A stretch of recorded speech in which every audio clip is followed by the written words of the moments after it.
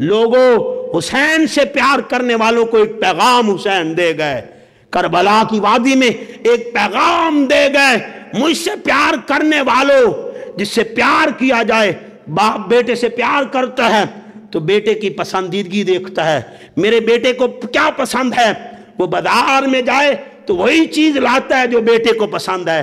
آپ کسی دوست کو تحفہ دینا چاہیں، آپ وہی تحفہ دیں گے جو آپ کے دوست کو پسند ہوگا، جو آپ کے دوست کی چاہت ہوگی، جو آپ کے دوست کی خوشنودی ہوگی، آپ وہی تحفہ لے کے جائیں گے۔ تو صاحب حسین نے کربلا میں سجدہ کر کے بتا دیا، لوگوں حسین کی چاہت کا نام سجدہ ہے، اللہ کی بارگاہ میں سجدہ ریز ہونا ہے، اپنے ماتھوں کو، اپنی پیشانیوں کو اپنے رب کی بارگاہ میں گرا دینا ہے۔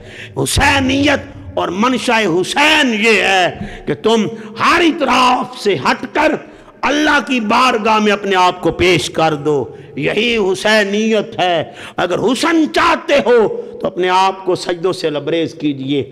آؤ صاحب، آج لوگ باتیں کریں گے، ڈگمگائیں گے، بڑی بڑی باتیں کریں گے اور راستے بتائیں گے، اور راستے بتائیں گے، لیکن راستہ حسینی نہیں بتائیں گے، اپنے انداز کا راستہ حسینی بنائیں گے، اپنی مرضی، اپنی چاہت کو ہی حسینیت سمجھ لیں گے۔ اصل میں حسینیت اپنی رضا نہیں ہے، اپنی مرضی نہیں ہے، اپنی مرضی کو اللہ کی مرضی میں فنا کر دینا حسینیت ہے، اور حسینیت یہ پیغام دے گئی۔ اس لیے تو اقبال نے کہا تھا، اذان دے گئی ہستی بلال کی، نماز پڑھ گئے میدان کربلا والے۔ اور ایک جگہ اور اقبال نے کہا، اسلام کے دامن میں فقط دو ہی تو چیزیں ہیں، ایک ضرب ید اللہ، ایک سجدہ شبیری۔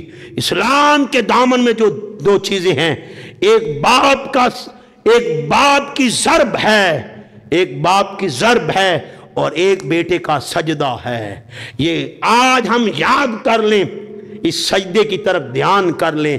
آؤ دوستان گرامی قدر، آج یہاں سے وعدہ کر کے اٹھیں کہ آج کے بعد نماز نہیں چھوڑیں گے۔ کرتے ہیں نا ارادہ کہ آج کے بعد نماز سے غافل نہیں ہوں گے، نماز کی پابندی کریں گے، گھر میں نماز کی رونق لائیں گے، اپنے بچوں کو انگلی پکڑ کے مسجد میں لائیں گے، انگلی پکڑ کے مصلی پر کھڑا کریں گے، ان کو نماز کی تلقین کریں گے، اپنے بیوی بچوں کو نماز کی طرف ترغیب دلوائیں گے۔ نماز اتنی ضروری ہے۔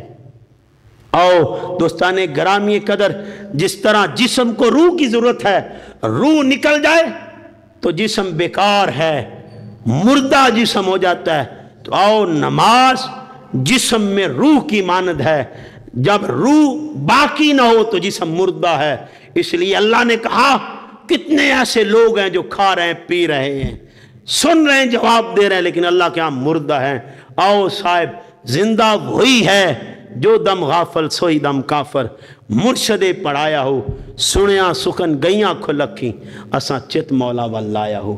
آؤ، آپ کا قول مبارک ہے، یہ نام تو سنا ہے جنگ والے سلطان کا، سلطان جنگ کہتے ہیں وہ بندہ خنزیر سے بھی زیادہ برا ہے جو نماز نہیں پڑھتا، جو نماز نہیں پڑھتا وہ خنزیر سے بھی زیادہ برا ہے۔